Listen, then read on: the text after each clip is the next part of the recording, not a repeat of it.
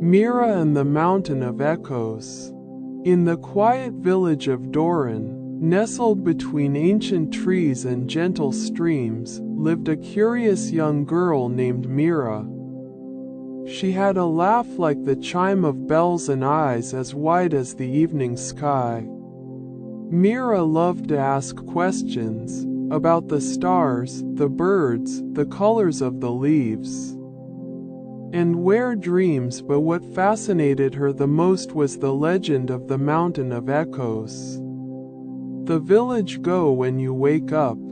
Elders whispered tales about this towering mountain. They said it could speak, not in the way people do, but in echoes, echoes that didn't just repeat words but truths. Some said the mountain revealed who you truly were deep inside. Others believed it only echoed your greatest fear. No one from the village had climbed it in over 100 years. Mira, being the brave and endlessly curious girl she was, decided she would. Not because she wanted fame, but because she wanted to know the truth about herself. She packed a small bag with bread, cheese, a flask of water, her father's compass, and her mother's scarf. Her cat, Whisper, curled around her ankles but stayed behind. "Where are you going, Mira?" asked old Tam, the blacksmith. "To the Mountain of Echoes," she replied, confidently. Old Tam's eyes widened. "Many have tried. Most turned back." "I know," Mira said, "but I have to try." The path began through the silverleaf woods. Trees stood tall and still, their leaves shimmering like coins in the morning sun. Birds and the wind played soft tunes on the branches. Mira walked steadily, whistling the tune her mother once hummed while baking bread. She met a fox with a limp near the forest edge. Sang, its eyes were bright but cautious. Mira knelt and offered it some bread. The fox sniffed, then took it gently. "Be kind to what you do not understand," her father used to say. After the woods came the pebbled hills, rolling and slippery. Her feet ached, but she pressed on. She met an old woman weaving baskets under a fig tree. "Where are you headed, child?" "To the Mountain of Echoes." The woman paused. "The truth is heavy. Be sure your shoulders are ready." Mira nodded solemnly. Night fell as she reached the base of the mountain. Its shadow stretched long, swallowing the valley in velvet darkness. Stars lit the sky like scattered gems. She made camp under a large boulder, wrapping herself in her mother's scarf. As she drifted to sleep, the wind howled above, whispering something she couldn't yet understand. The next morning, Mira began her climb. Rocks crumbled beneath her boots. Cold air bit her cheeks. She found herself talking aloud to the mountain. "Why are you silent?" she asked. But the mountain said nothing. Hours turned into a day. She found markings carved into the stone, symbols of birds, suns, and eyes. Someone had been here before. She touched the carvings and felt warmth. "Courage leaves traces," she whispered. On the third day, a storm rolled in. Clouds clashed like titans and rain slashed sideways. Mira found a small cave and huddled inside. There, she saw an inscription. "When the mountain echoes your truth, do not run." She trembled. The storm passed. The path grew narrower, steeper. She met no animals, no humans, only her own thoughts. They grew louder with each step. "What if you're not special?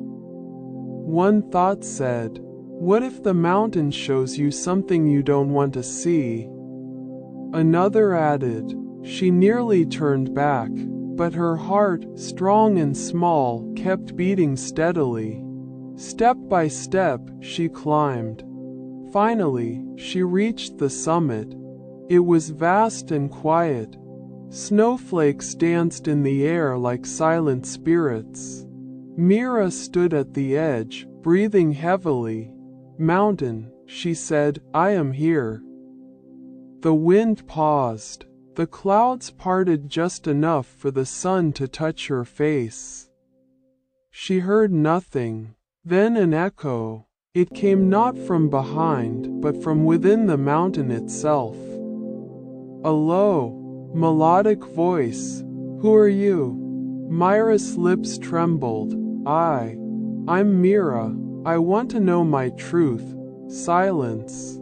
Then the mountain spoke again. "Speak your deepest truth." Mira hesitated. "I'm afraid I'm not enough," she whispered. The mountain echoed, "Not enough. Enough. Enough." She waited for more. Then the mountain's voice returned. "You are enough. You are becoming." Tears rolled down her cheeks. The echo this time was gentle. "Becoming. Coming. Home." Mira fell to her knees, not from fear, but from release. She had come seeking answers. What she found was her own voice echoed back with love. Not judgment, not fear, truth wrapped in kindness. She stayed on the summit until the stars returned. And then, she began her descent. The journey down felt different. The stones still shifted, but she walked with confidence. The wind still blew, but it no longer chilled her. She passed the fig tree. The old woman smiled. "You heard it, didn't you?" Mira nodded. "It told me and now you know," the woman said. "Go and help others know too." When Mira returned to enough, Doran, her village gathered. "Did you reach the summit?" "Yes." "Did the mountain speak?" "It did." "What did it say?" Mira looked at them, eyes bright. "It told me the truth, and that the truth isn't something to fear." From that day forward, Mira became a guide, not just to the mountain, but to the hearts of those who doubted themselves. She taught children to speak their truths. She reminded the elders of their wisdom. And she never stopped listening, not just for echoes in the wind, but for echoes in each person's soul.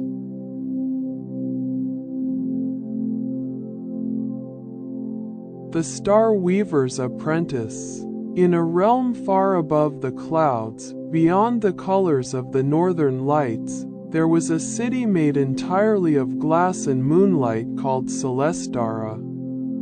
No human had ever been there, for it floated between dreams and dusk.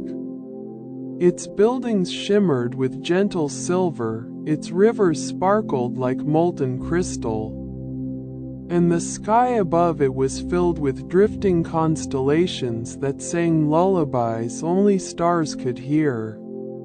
At the heart of Celestara lived a reclusive old being named Ethriel, the Star Weaver. He was neither god nor man, neither young nor old, but something in between, wrapped in time and wisdom. Each night, he stitched together the dreams of Earth's children, pulling threads of stardust and memory through a loom made of light. But Ethriel had grown tired. He had woven dreams for 1,000 years and now searched for an apprentice, someone with both a gentle heart and an imagination unshackled by fear. Far below, in the village of Alderwin, lived a girl named Nyla. She was ordinary by village standards. She swept the bakery floor each morning, helped her mother with soup, and watched the stars every night. She often spoke to them too. "Hello, Vega. You're brighter tonight," she'd whisper. "Did you miss me, Altair?" Villagers laughed gently at her skyward chatter. But the stars didn't. One evening, as she lay on her roof with her sketchbook and a piece of burnt charcoal, she saw a streak of silver light dive from the sky. A feather, glistening and white, hot, landed beside her. On it was written, "When the world sleeps, rise. Follow the shimmer."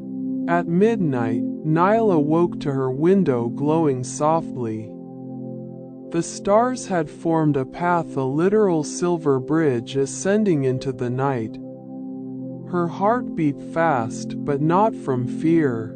She took her boots, her book, and her courage. And she climbed. Above the clouds, wind wrapped around her like a friend. She reached a silver gate guarded by two glowing owls with eyes like galaxies. They blinked at her and then opened the gates. Celestara stood waiting. She wandered through the glowing alleys, past beings made of mist and flame, over bridges of sapphire glass. Then she came upon the loom hall, where Ethereal wove. The room was immense, its ceiling open to the heavens, the air shimmering with floating threads of starlight.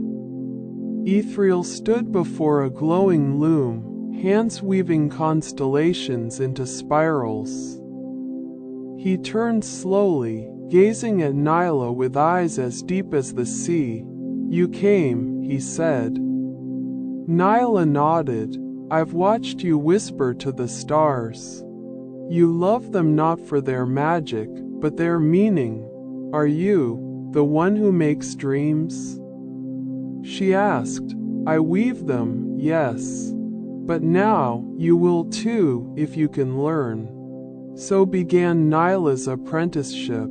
Her first task was to learn silence, not quietness of voice, but stillness of mind. "Dreams are soft," Ethereal said. "If you rush, they break." So she sat for hours, listening to the stars hum. Next, she learned to feel emotion through threads. Each color had a meaning: blue for hope, gold for joy, gray for sorrow, red for courage. The first dream she tried to weave unraveled into a storm. "You felt fear while weaving," Ethereal said gently. "Fear warps." She tried again. And again. Nyla failed dozens of times. But she never stopped trying. She met the other weavers too, each one strange and marvelous. A fire serpent named Valdris who wove children's laughter. A cloud treader named Senna who collected momming dew from mountaintops. A three-eyed beetle named Crick who translated animal dreams. They all taught her something: patience, balance, perspective. But there was one rule above all: never enter the unwoven. The unwoven was a dark spiral in the sky, far to the north of Celestara. It was where broken dreams drifted, nightmares, forgotten wishes, and pain too deep for stars. "Even I do not weave there," Ethereal said. But Nyla couldn't stop wondering. One day, she saw a boy's dream unravel before her eyes. His thread burned black, and his stardust turned to ash. "What happened?" She cried. "Some hearts lose hope," Ethereal said. "We can only guide, not control." But Nyla couldn't let it go. That night she slipped past the watchful owls. She rode a ribbon of wind into the unwoven. What she found was darkness, but not emptiness. She heard voices, I'm not good enough. Nobody loves me. I wish I could disappear. Nyla wept. This was not evil. It was pain. She took out her sketchbook. With trembling hands, she began to draw. Not to fix the dreams, but to listen to them. Then, she did something no apprentice had done. She wove with her own hair, a thread no one had used before. It shimmered violet and pulsed gently. One broken dream floated toward her. A dream of a boy alone in a forest. She added warmth. A spark of golden thread. A dog appeared beside the boy. The boy smiled. The darkness lifted just a little. When she returned to Celestara, she expected to be scolded. But Ithriel stood in the loom hall, waiting. You disobeyed, he said. She lowered her eyes, but you did not do it for pride or power. You did it because you listened. He handed her a cloak stitched from silver feathers. You are no longer an apprentice. Years passed. Nyla became the youngest weaver of dreams. She created new threads, new patterns, and a new path for weavers to one day safely guide even the lost dreams.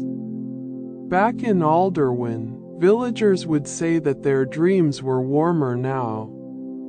They woke with songs in their heads and hope in their chests. No one knew why, but a little girl who once talked to stars did, and she never stopped listening.